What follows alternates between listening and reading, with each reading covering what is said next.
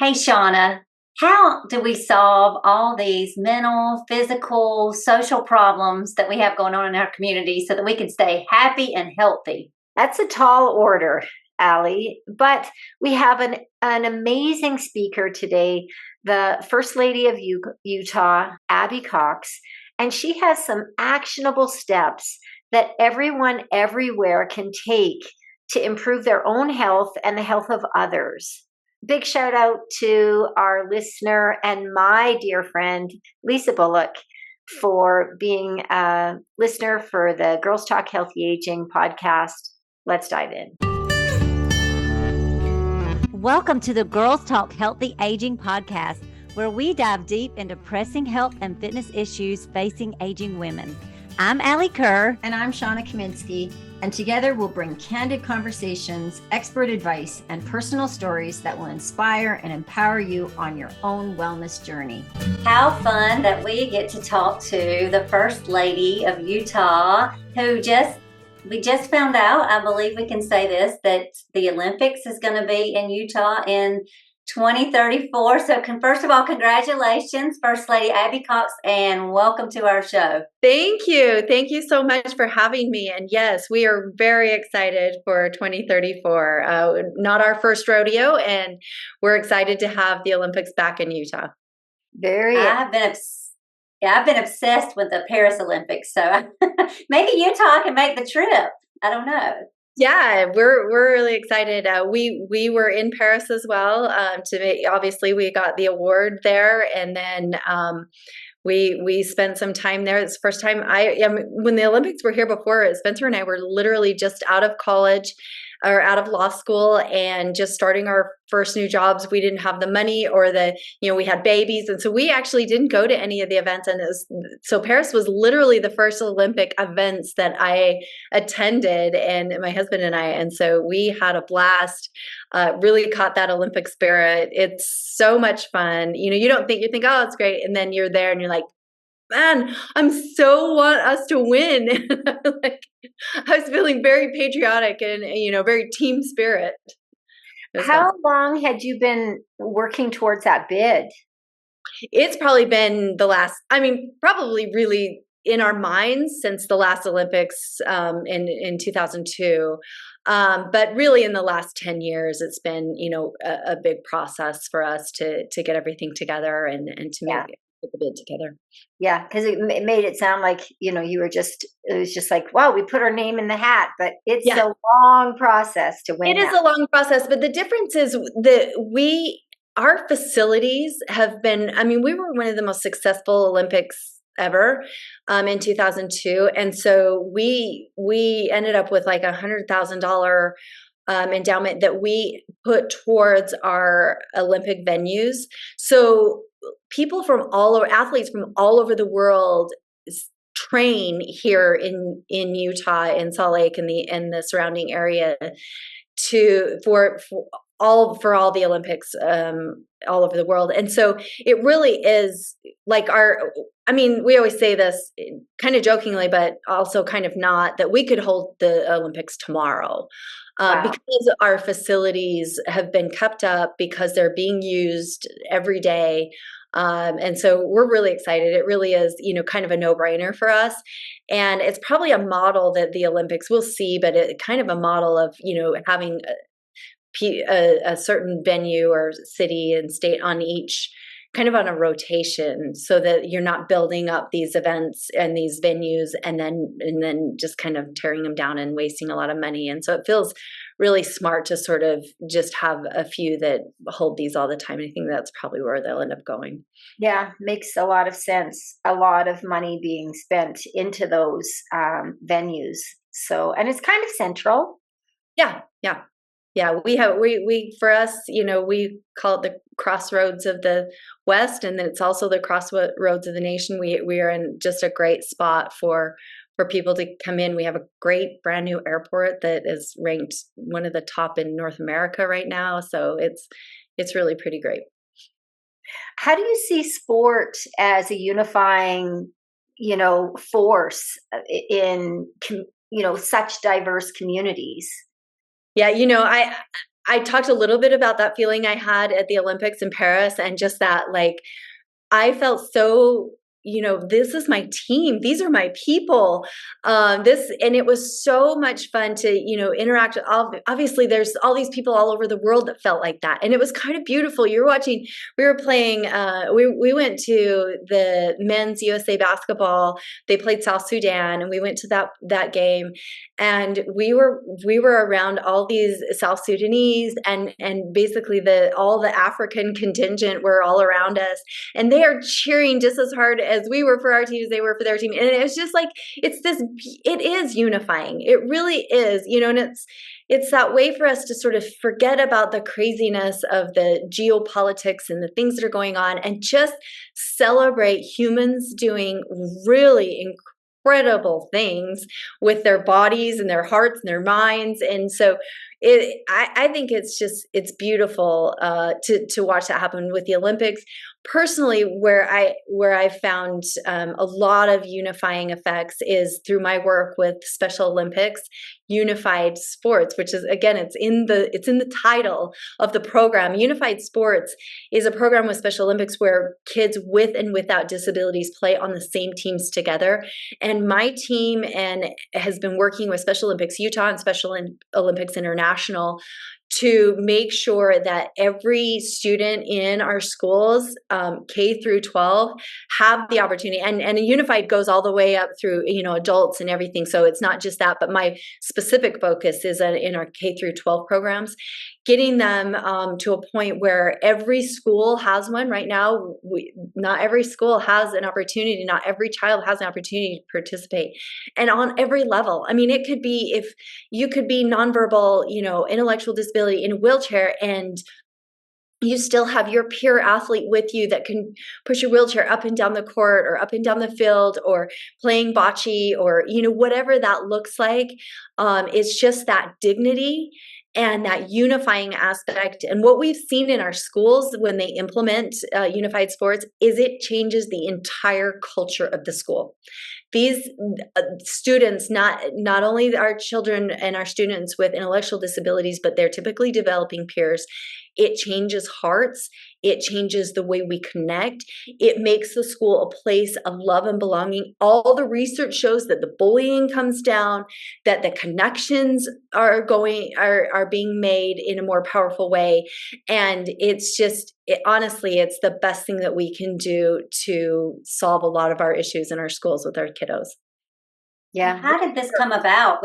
How did the unified sports with the Special Olympics come about? Well, so way back in the early 60s and even before that, Tim Shriver, the CEO and chairman of Special Olympics International, his mother, Eunice Kennedy Shriver, was the catalyst. She's the one that started all. Her sister, Rosemary, had intellectual disabilities, and they were told that they needed to put her in an institution, that she needed to be, taken away from the community and put somewhere else so that people weren't uncomfy around her. And she said, no, she's my sister. And she started having events where she taught her how to swim, and then she started bringing people. So the Special Olympics movement has been going forward since Eunice Kennedy Shriver started it all those years ago, and has grown into this global movement. I mean, there is Special Olympics athletes in almost every country across the globe. And it's a powerful, I have to say, like last summer, they had the Special Olympics Summer Games, International Games in Berlin. And I had an opportunity to go to that opening ceremonies and participated in a few events. And I'm telling you, like, there is nothing like it. The tears and the just the beautiful moments that we experienced in the 1936 Olympic venue that, that's the venue that we were in for opening ceremonies. Obviously, it's been renovated since then, and World War and everything else. But to realize in that moment that was a time and a place where adults and children that were participating in the Special Olympics would have been killed because of who they were. and they were thought of significantly as less human. And to be in that space and have that moment, I mean, we just had tears flowing watching those athletes and their peer athletes coming into the arena, being celebrated for who they were, and for the contribution that they make to all of our communities. And the unified sports with the Special Olympics, that's just one little, I mean, you do so many things, First Lady Cox, and we want to hear, let's backtrack into, well, first I want to say we did interview Tim Shriver, so that's another episode that our listeners can go back and check out on the Dignity Index. But I want to hear about how you got into politics. Did you know that your spouse was going to be going into politics when you said I do? Can you walk us back a little bit? Yes. No, the answer is absolutely not. I did not know that, when we got married, that this was going to be our life. For sure, this wasn't anything we ever aspired to or, planned towards or anything like that. I grew up in a family, we both grew up in a rural area of Utah, in central Utah. Small towns. I mean, we're talking, 1,000 to 2,000 people in each of our little towns. And I grew up on a ranch. I'm a farm girl from central Utah. I grew up, riding horses, but my dad was very civic minded. My dad was a political science major. He never really did much in politics other than to be very involved in his community and to help out. And so I always, I was always aware. I was very civic minded. My dad was and my parents were very, they're very civic minded in that they love to be a part of their community and build up their community. I told a story recently at our educator conference that we put on.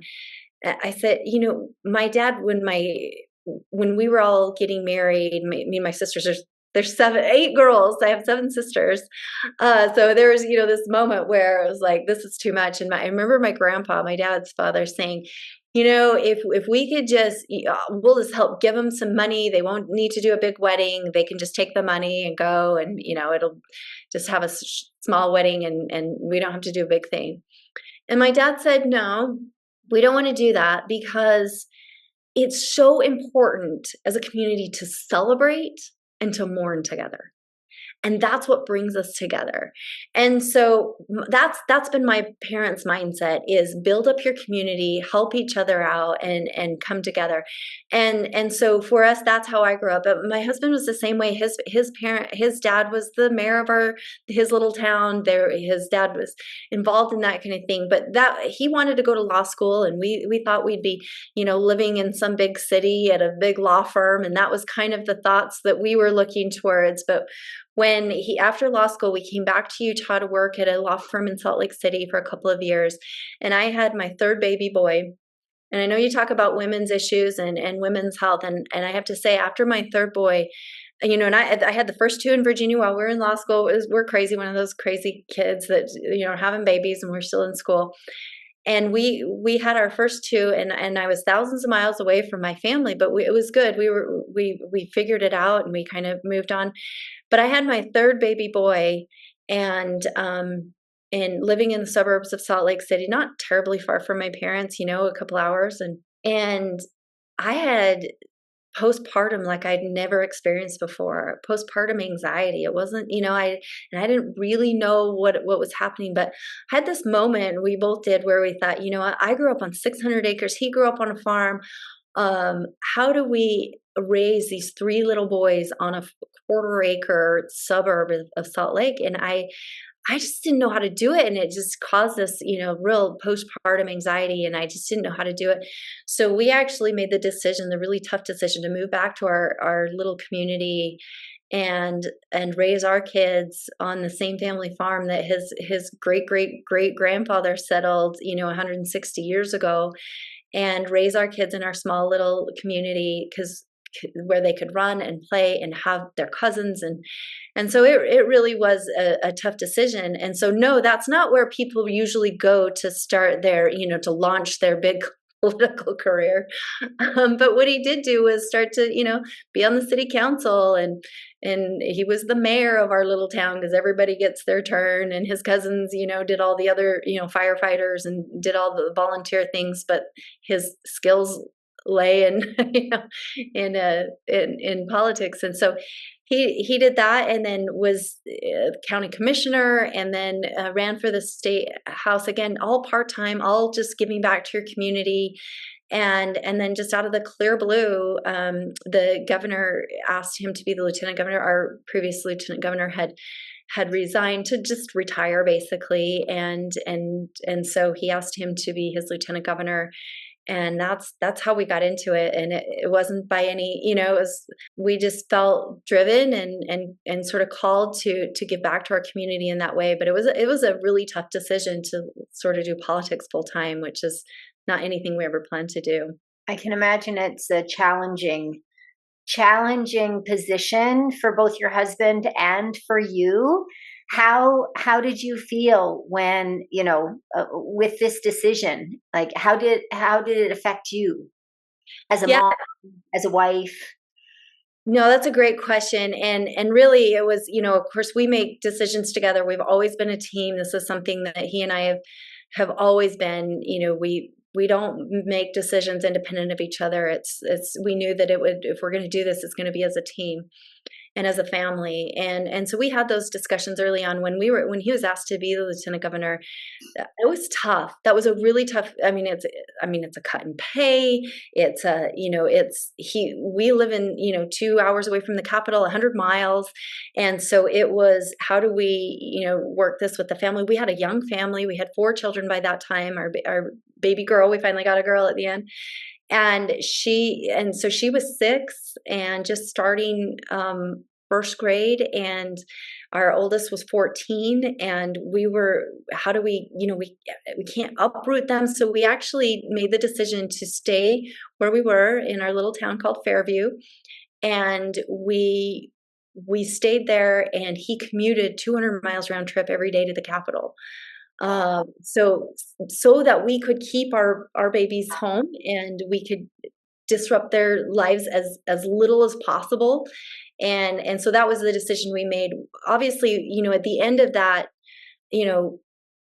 turn, and I've been a stay-at-home mom now for 23 years. I guess I call myself a professional volunteer right now. So I have a very busy schedule, but it's, I've been raising my babies exclusively at home. And so it was a really tough time. And then,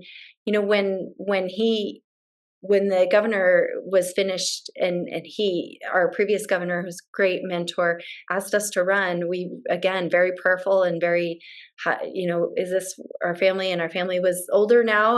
That was 8 years as a lieutenant governor. And so we just had our baby girl left at home. And so it's been a real transition for us and for our family.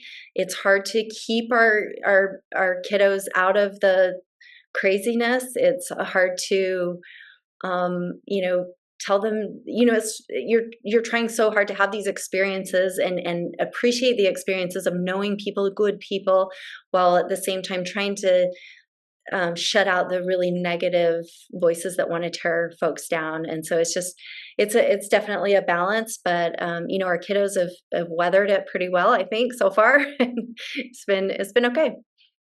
Now, what kind of guidebook did you get, or job description did you get to be a first lady?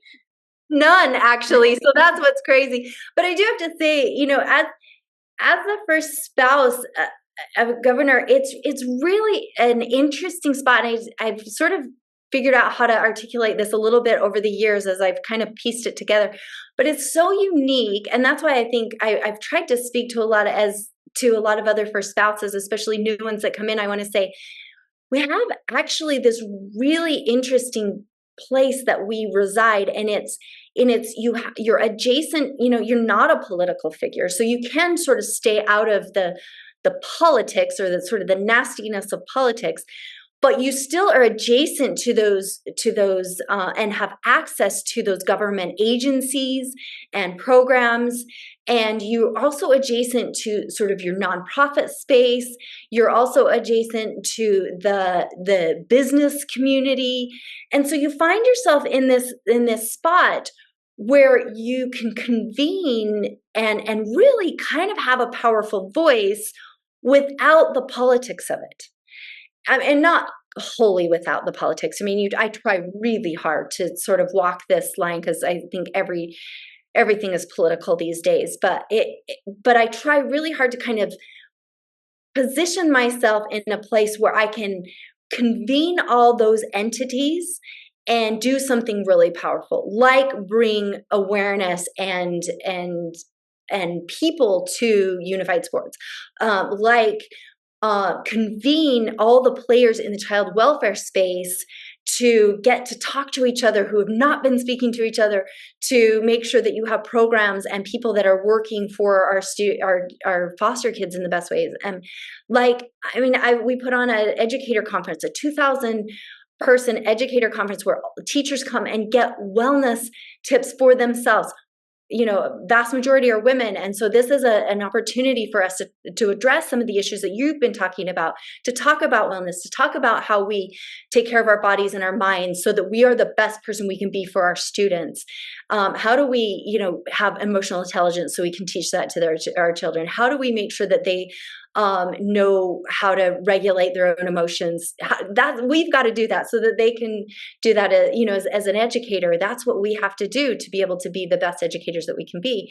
And so, I can pull in the business community to sponsor that. I can pull in, the education folks to make sure that we, our educators are getting what they need and getting the licensure points that they can get. So it really is this unique place that I always tell spouses, like, use it. I know every spouse isn't in the position. I'm at the point where my kids are older and I have this opportunity now to be able to do this, and that I have the support from the governor's office and to pretty much do what I think is necessary and where my passions lie. And so it really is a unique position that I think if utilized can be very powerful. It's not an elected position now, but you do have like a staff. Is there like funding? And typically in state, how does it work? Because a lot of us don't even know.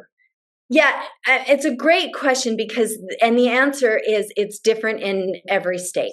Right. Most of us have a governor's residence that we live in, but some don't. Some just stay in their homes. There's several that just don't have residence. So not only those of us that have a governor's residence, most of us have to kind of run that as well. So, usually, like, for instance, ours, and it's not atypical, it's a public building as well as a home.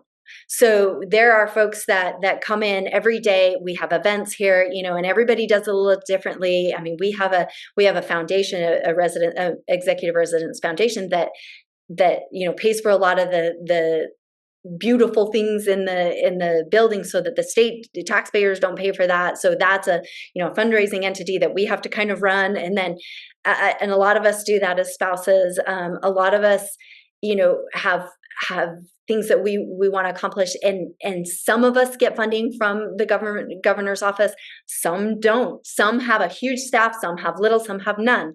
It just depends on, and I always tell spouses as they come in, like, be vocal and show the power of this office and how it can be additive. People get me for free, basically. I don't get paid. I don't have a salary. And so basically my work is done I'm just serving the community. And so I can utilize some of these resources. So I do have a staff. I have, a director of my initiatives. I have a deputy director. I have a mansion manager that helps, again, run the things here at the mansion.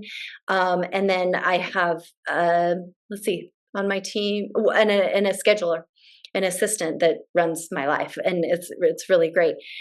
So that team of 5 of us, we work really closely together, schedule everything, and then plan these events. And then we bring in volunteer teams. So like I created a committee for service. I have I have a whole committee that puts on the education conference. I have a whole group and people that I work with to do the unified sports and put on the events. And so, it's a lot, but again, like it's something I'm super passionate about, and there's a lot of first spouses around the country that are doing great work as well. So there's so much, going on in the world. That how do you narrow down?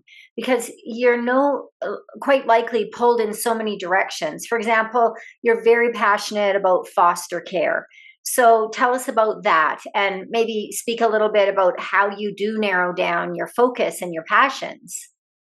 Yeah, you can tell I'm very passionate. So there's a lot of things, and what happens is there are a lot of requests that come in because people know I'm vocal. People know I bring a big spotlight with me, that they want to, if there's an issue or an organization that they're kind of toiling in obscurity, but they're doing amazing work. Could you come in? Could you speak to our group so that we can shine a big spotlight on what we're doing? And so I talked about a scheduler. She's critically important. My whole team works through where we want to put our time and our energy. And it starts with our mission. And our mission has been those 4 focus areas.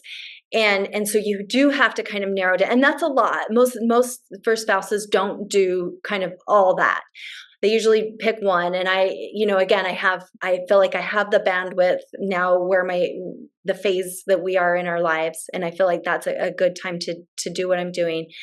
And so we have had a pretty robust initiative with the 4 focus areas. I talked about service, educator wellness, unified sports, and foster care. And a lot of folks kind of want you to come in and champion their thing. And what we've had to do as a team is to, as it comes in, as those requests come in, does it go to moving our initiative forward? Does it come in? And sometimes, most of the time, if it doesn't, we kick it off to somebody else. We say, hey, I know so-and-so, or this agency, or this person would be perfect for what you're doing. And so we kind of just try to stay mission focused. And that's for, again, our own sanity and for our own effectiveness. And so we do that. Foster care has been just an incredible space where I hadn't really been in. My background is in special education, so Special Olympics feels very, I'm very comfortable in that space, and I'm very passionate about making sure that transition happens not only in sports but also in education and how we educate our students. And again, former teacher, so the teacher stuff is just such a passion for mine. Foster care is a really interesting space, and I hadn't really done much with it until somebody approached me as I was we hadn't even been sworn in yet, and it was after election, prior to inauguration, and they said, now that you are the governor and the first lady of the state of Utah, all the children in foster care are literally your responsibility. You're basically the mom and dad of these students, or of these children, because they have been removed from their homes and placed in the custody of the state. And as the head of the state, you are responsible for these children. So that was kind of one of those moments. I had not been in child welfare. I had not done anything in that space. It wasn't anything I was aware of. I didn't know a lot of people with, that had been involved in it. But I did, in that moment, it really struck my heart because, first of all, I did feel that responsibility. And second of all, I did think back to some friends of mine that had fostered and had been foster parents. And one of them was this dear friend of mine who fostered 5 children at once after her kids were about my age and my kids' ages. And they were kind of end of high school into adulthood. And she decided to take on a sibling group of 5 children. And I thought about this in this context and thinking about how we support these foster families, how sometimes, most of the time, they feel completely invisible. And these are the most vulnerable kids in our state, period. They are the highest risk for incarceration, the highest risk for teen pregnancy, drug abuse, drug addiction, all kinds of addictions, all the terrible things that we see in our society. They are the most vulnerable too. And so I felt a real responsibility to make sure that these kids had what they needed from the state and from us.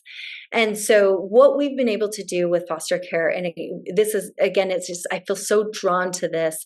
I feel like this is kind of my big mission here in this position, is to create this, run this program and create it in our statewide. It's called Care Communities. It's where a foster family is surrounded by 8 to 10 other families that are there to lift their burden. So it works really well with our faith communities, but we also are bringing in businesses and nonprofit organizations so that, obviously you're going to have families that are saying, I don't want anything to do with religion. I don't want religious people hanging about me. So I get that. But most of our families are going to say, absolutely, that's great. So we've been running a pilot right now for the last year, and we will run it for one more year. We've been running 6 families surrounded by a congregation or a business. And when I say business, I mean folks, employees from that business. And then we're adding 30 new families by the end of the year.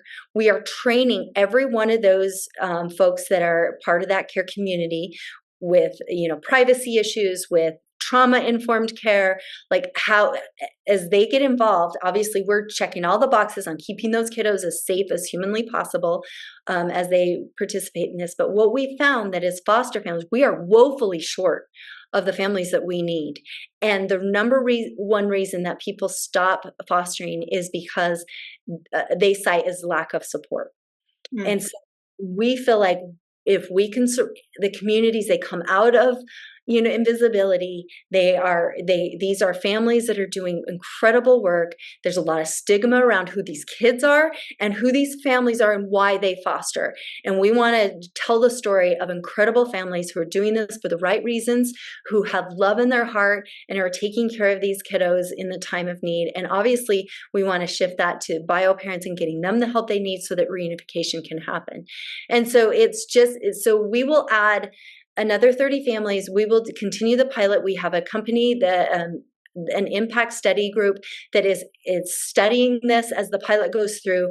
We will present that data, and then we want to take this program statewide so that every foster family that wants a care community can have that. And we're setting up that right now. It's a lot of work. It's a lot of groundwork. It's a lot of work with our faith communities. It's a lot of work with these families. It's a lot of work to make sure that these care communities are functioning the way they're supposed to, that we're ironing out all the issues and the problems, that come up. But it's messy work because this is human work. This is messy because we're in a situation where we have so many drugs and terrible things that are happening to our folks that are making it so that they cannot take care of their children in the proper way that they should. They have not been given the tools, and we want to get everybody the help, but we want to make sure that those foster families have what they need to surround those kiddos and make sure that they have the best possible shot at a great future. Wow, that is a lot. And I'm Canadian, and excuse my ignorance, but my perception of Utah is that it is maybe an area that has a bigger faith community than some other states. So would this model, do you think that outside of your state, it would be viable? I do. I really do. Again, there's been pockets of it, and it doesn't always have to be through a faith community. Like I said, we want to show that like a business can do this, a service organization, a nonprofit, that their employees and participants can do that as well. So I don't think it has to be. I will say that I think Utah definitely it makes it a little more conducive to that model, I would say, just as far as the faith communities. But the care community itself, I think it can be done anywhere. I think there are good people throughout the country, throughout the world, who could see this as a way forward. And again, it goes to that sort of polarization that I referenced before. If you take all the energy that you have getting outraged about the latest whatever tweet or, whatever thing that's going on in national politics. And you stepped away from your favorite cable news channel, you stepped away from Facebook, and you have all this energy that you could now use elsewhere in your community. I think people need to have that message. I mean, we had a controversy. I don't know if controversy is a word, but a robust debate on, the new flag that you see behind me. So this was anytime you start messing with things, people get upset. So somebody in the legislature proposed a new flag design, all the things. And I said, I one way or the other, whatever. I don't get too worked up about it, but there were a lot of people that did, and they felt really passionately about the flag. And I had this moment where I was like, can you imagine a world where everybody that's losing their minds about the flag, or, pick any other topic in the world right now, and if you just not to say that we can't get involved, not to say that we can get passionate about different things in politics, but if you just harnessed that anger and that contempt and that vitriol, and you change that to positive, and to just take that amount of energy that people spend on outrage and put it towards, I'm looking at this, all the people are freaking out about the flag. I'm like, how about the foster family that needs some help today? How about this foster child that just had to be uprooted out of their home? Can you imagine a world where we took our energy and our outrage and turned it into something positive in our communities? I mean, this world would be so different. We would have families that were supported. We would have people that were able to heal. We would have love and belonging for every child and every human in our communities. And so for me, it's just like, let's start there. Let's get out of the outrage cycle and start looking around in our community and see who needs us. And I think this is a powerful example. So I think across the country and Canada, I think this can work, because I think people are tired of being outraged and they want to build their communities. And think about, personally, Cox, the time and energy that we may spend watching some of these videos or things on Facebook, or just how much, so not even just our passion and our energy and our frustrations, but also just our sheer time that we're putting to that, versus if we were to put our phones down and get into our community. So how can people may be frustrated, and they have a lot of frustrations about things, but they may feel so small and like they can't make a difference. So where would people start if they were like, you know what? I'm going to take some of that energy, at least some of that energy that I've been putting over here to these things that are not serving me or others well, and I'm going to move that, or I want to move that to somewhere else. How do we do that? Oh gosh, there are so many ways. And I love that if people will turn and look at that and start looking. I mean, there's a great organization called Just Serve, and it's statewide, and it's nationwide, but it's an organization where you just put in your zip code, and it will tell you the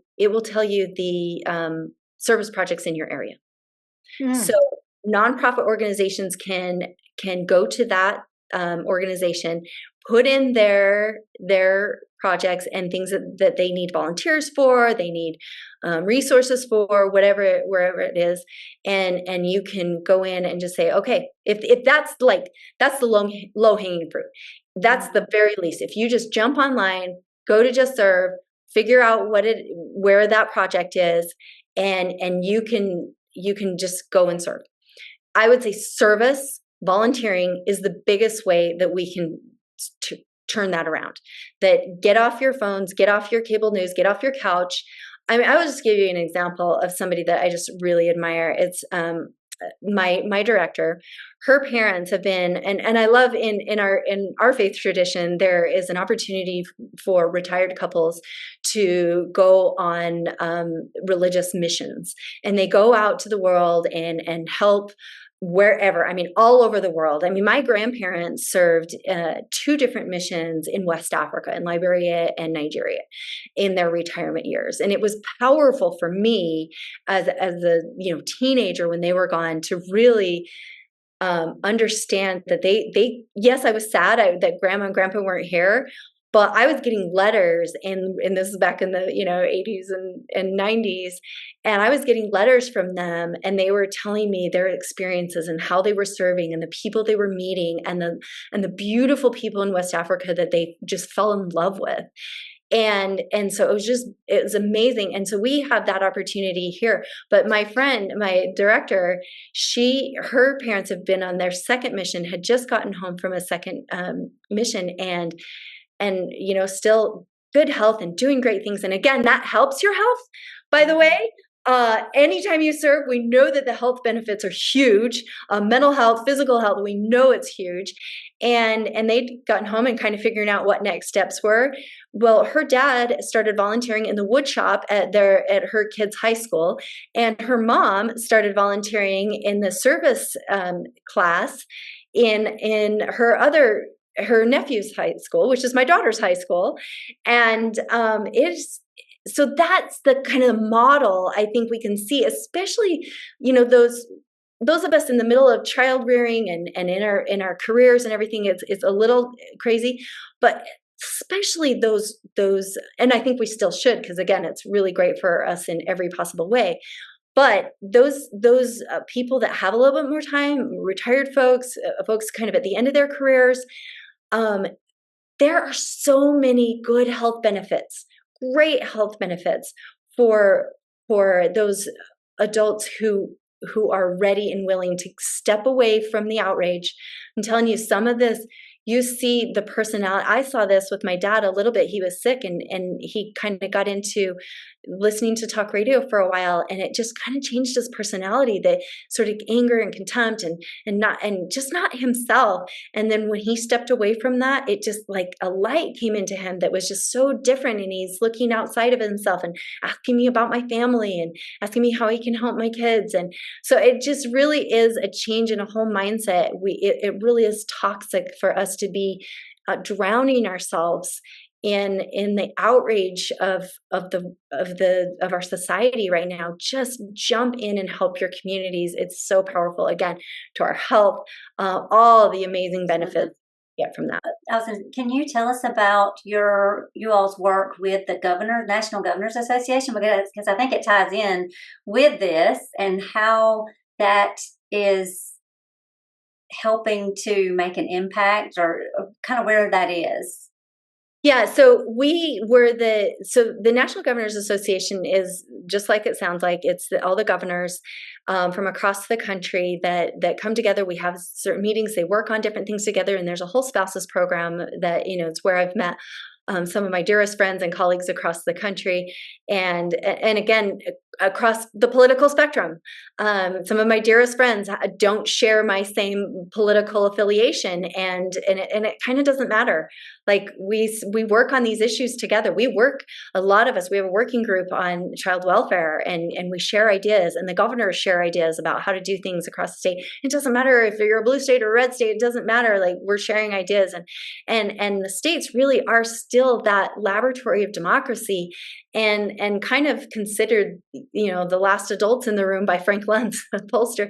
But it really is this idea that a very collaborative organization that we've really found a lot of friendship and connection with. So when you become the chair, so the chair and the vice chair are from different parties. So the vice chair gets put in, and the different party from the chair. So we served as vice chair under the Murphys from New Jersey, Governor and First Lady Murphy. Just amazing humans, again, became some of our dearest friends. Our vice chair was Jared Pullis, who is currently the chair. So we stepped down in July. It's a 1-year chairship. And so Governor Pullis and his husband, the first gentleman of Colorado, Marlon Reese, are now the current chairs. And what it is it's the chair picks an initiative that they work on sort of with other governors. They do convenings around the country. And so as we came together and tried to figure out what would be our initiative, a lot of times, it's energy or it's, healthcare, or it's, something that they feel like that they can work bipartisanly together, and then like kind of present that as possible legislation to the Congress or whatever. But it really is that time to kind of work on these things together. That's something they feel like they can come together on.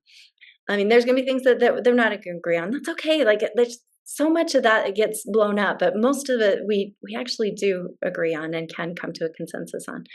And so we thought about through all the things that we could work on and figure out. And honestly, it came down to polarization. It was like, how can we get any of this done if we can't even talk to each other? If we can't even have conversations with each other anymore?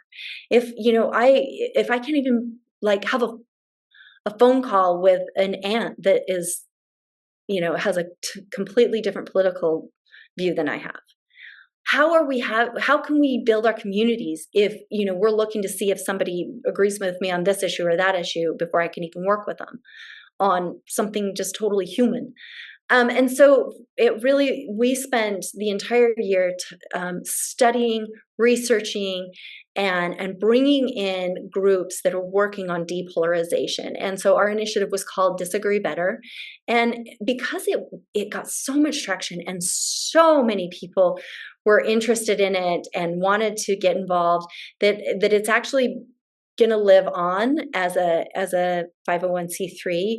And so we are going to continue on this work, even though it'll be outside of sort of NGA and the new chair initiative. And so it really, we learned so much about how service is an antidote to polarization, how learning how to debate the right way is an antidote. We learned that children who study actual debate skills early on and in high school, but even in middle school and elementary school, when they learn those actual skills, not yelling at each other. We say debate now and we all get scared about what it's going to look like. But these are real debate skills, like actually having to defend a different position than you hold. Those are debate skills. We learned that the research shows that as adults, kids who learn those skills are significantly less polarized as adults and are more collaborative. There's a lot of science around polarization and depolarization. We worked with Dartmouth, we worked with Harvard, we worked with Stanford and their depolarization lab. And so there's a lot of science around this, and a lot of organizations like Braver Angels and I'm trying to think of some of the other ones that we worked with. They're doing incredible work. We want to keep doing that work. But I think we know from the polling, about 70% of people in the United States are not happy with the way politics is being done right now. And so we know if we could capture that 70% and say, let's do it in a different way. And that, this is the one thing that I get really passionate about, is that if you could just turn away again from all that polarization. Okay, so maybe the candidate that you didn't want to won the presidency. Okay, what are you doing in your community? How does that change what you can do in your community to build up and make this place better? It feels like we're abdicating our responsibility as citizens to whatever happens in the political arena. Why aren't we, as citizens, taking more responsibility to say, okay, maybe I'm frustrated with this policy in my town, and maybe this street, okay, how about getting on the planning commission? How about volunteering in your school? If you think something's going wrong in your school, why don't you go in and talk to a teacher and ask her point of view? Why don't you go in and just say, how can I help you? That's what I did with my kids. I walked in and said, okay, how can I be of help? I have an education background. Let me take a reading group. What's going to be the most helpful for you today? And honestly, if we were just more tuned into our communities and tuning out the vitriol and the contempt, not to say don't be involved, not to say not to vote, for heaven's sakes, vote, for heaven's sakes, pick people that you think have the best character and are going to do the best job, but then turn around and work on your community and work with people across the aisle and get to know people that have a different story. I think people don't value the small things, that it's brick by brick that things are built. Things just don't magically appear, and everybody carrying a few bricks makes a huge difference over time. Yeah, and it seems like we put all of this on that person, whether it's the governor or that they're going to fix everything, or whether it's the president, that they're going to magically fix all of the things, and then we can just sit on our sofas and sit on Facebook and complain or give them hurrahs, and that's kind of our role. And that's really, I don't think that's really how it's supposed to be. What about campaigning versus governing and the differences? And maybe that has something to do with how we feel our roles are, because you've done campaigns and now you're on the governing side. What does that look like? What are the differences? Yeah, so there's that line in Hamilton where he says, what does he say? Campaigning's easy, governing's harder. I would argue the opposite. I would argue now in this environment, this current political environment, campaigning is significantly harder.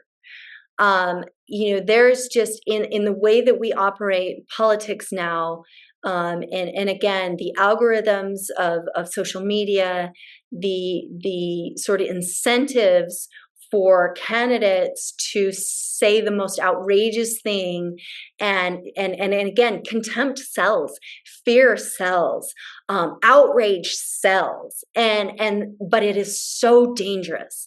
It's like dopamine. It literally is, again, some of the research that we've been doing, the science around polarization is it literally has the same effect as drugs and gambling and sugar and all the things that we crave and get addicted to. You can get addicted to outrage, and people across this country and across the world are addicted to outrage. And so it makes both governing and campaigning, but specifically campaigning, significantly harder. Folks can say, your opponent can say just completely unfounded things, and all you can say is it's not true. And literally, you can, what do you want me to open my bank account? I'll show you that I'm not fraudulent. I don't know what I can say. I mean, there was an incident in our convention, our political convention, when a friend of ours walked up to somebody that was obviously not supporting us and said, what is it? And he told the lie that they thought it was, and he said, what can I do to convince you that isn't true? And this gentleman said, nothing, absolutely nothing. So, what do you?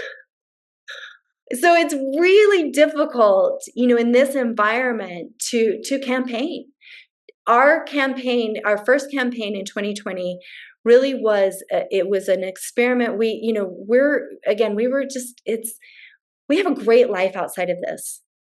What I think gets people in trouble is that this is their goal and their objective, and it defines them, and it becomes their identity. I'm a farm girl. There's a lot of other parts to my identity than first lady of Utah, and I like it that way. Folks call me Abby because that's what I prefer.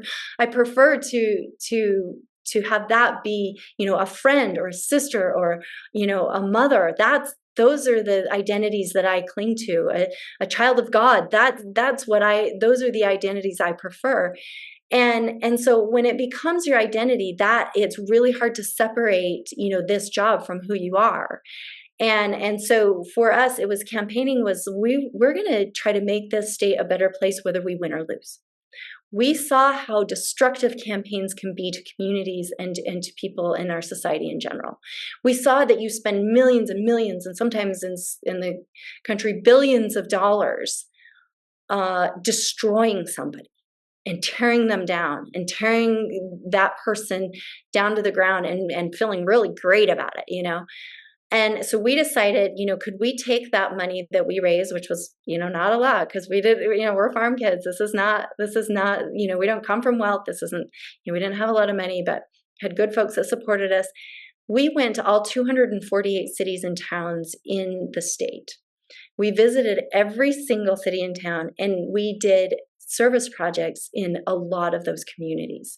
So we thought, okay, why don't we just, if we can take and make the communities better, regardless of whether we win or not, we will have done something really unique and really powerful. And if it works, you have to understand, in politics, people sort of, whatever worked, that's what we're copying. So the next election, that's what people are doing. So we wanted it to work, and we wanted people to copy that, to say, like, we're going to run a positive campaign. We're never going to say negative things about our opponents. We're never going to tear them down. We are only, my husband sat up on the stage at the debate, in the Republican debate, where it was literally 3 candidates, barrage against him, because he was ahead at that point. Just a barrage of just insults and terrible things and tearing him down. And he stood up, and this is where a lot of people actually decided to vote for him, because he said, if I have to tear these 3 good gentlemen down to get this job, I think you better give the job to somebody else. Wow. And that's how we have operated in a campaign, to say, we don't need this enough to sell our souls.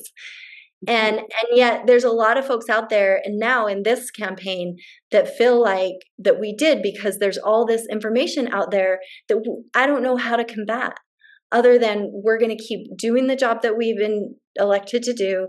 We're going to lift people in communities in the best ways that we can. And there's a difference, and this is what folks have to understand. There's a difference between disagreeing with somebody and having contempt and hate and believing terrible things. But just because you disagree with their position doesn't mean they're corrupt or hateful, or that you need to have contempt for them. That's where disagree better comes in. We need to, as a country, as a political society, decide that I can disagree with somebody, which I do. I mean, we have disagreements in our family. Our children don't agree with some of the political decisions that we have made. I don't always agree with my husband.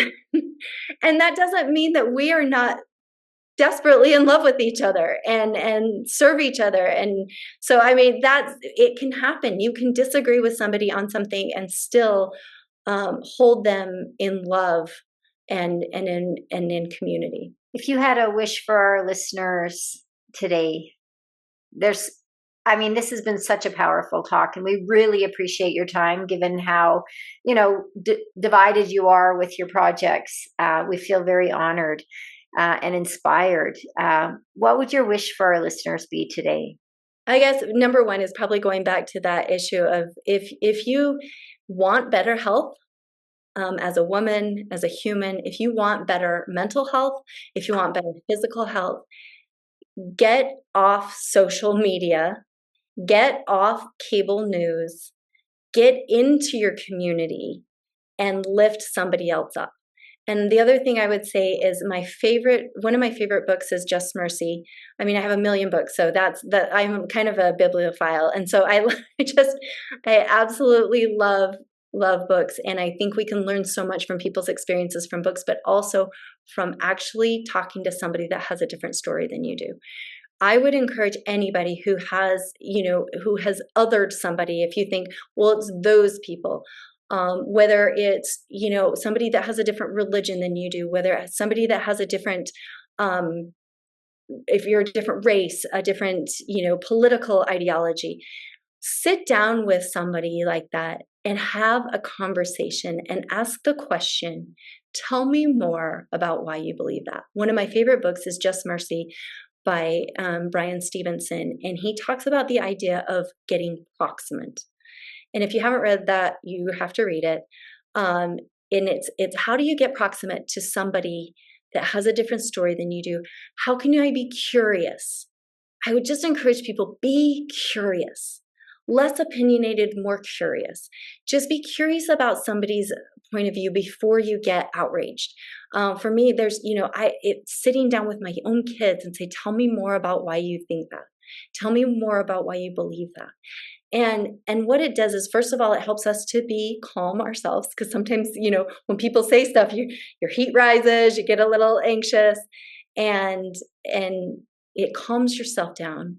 And then it turns this into a curiosity. And then it actually forces the other person to really think about, sometimes when you talk to people, they just start spewing all the opinions and things that they've been hearing on their favorite places to get media. And you think, I don't know that they've really thought through that. They're just parroting things that they've heard. And to really make somebody stop and think about, why do I believe that? Is it just because somebody said that, or do I really believe it, or have I had an experience? And then I'm telling you, just listening to somebody, being curious, it's going to change your heart. It's going to calm you down. You're going to have, better health. You're going to have better mental health. I have been off social media, other than for, my Show Up initiative to kind of put our stuff on, really off social media for probably about 3 years. And it makes me happier. It makes me healthier. It makes me have happier feelings about people around me. There's a lot of stuff going on in this campaign currently that I don't know about. And that's okay. I mean, I don't like to be ignorant, but I also need to balance my mental health. And I promise it's much better this way. So get off social media, get in your communities and serve others, and get to know somebody that's different. Alli? My wish would be that we all, even just today, take and redirect a little bit of that time and energy that we're putting to something that is not serving us well, not serving our health well, and redirect that to doing something to serve someone else. And I like the saying, action relieves anxiety. So if you are feeling anxious or outraged about something, do something and direct that action towards service and helping to someone in your family, in your neighborhood, in your community. Thanks for listening. You'll find me, Alli, on Instagram at Alli Kerr Fitness. And you'll find me, Shawna, on Instagram at Shawna Kaminski. Feel free to pop us a DM with questions and or feedback. If you're enjoying the Girls Talk Healthy Aging podcast, please subscribe and share it with other health-minded women. Ratings and reviews are also much appreciated and help us get our message out to a larger audience. Until next time, be healthy and be happy.